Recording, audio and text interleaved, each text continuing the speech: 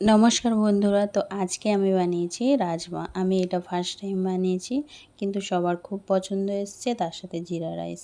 তো কিভাবে বানালাম রাজমাটা চলো দেখি। সারা রাত রাজমাটা ভিজিয়ে রেখেছিলাম।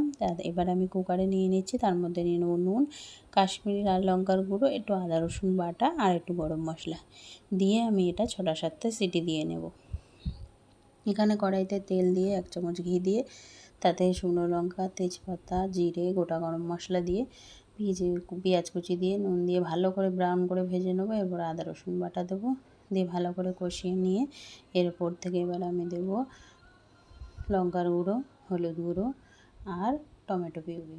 ভালো করে কষিয়ে নিয়ে এরপরে আমি এর মধ্যে দেবো লঙ্কার গুঁড়ো, জিরের গুঁড়ো, ধনের গুঁড়ো আর সামান্য জল দিয়ে ভালো করে কষিয়ে নিয়ে সিদ্ধ করে থাকা রাজমাটা এর মধ্যে দিয়ে দেবো। তো চলো একটা দেখাই তোমাদের কীরকম সুন্দর গলেছে রাজমা। একটা গেলে দেখাচ্ছি, খুব সুন্দর গলে গেছে।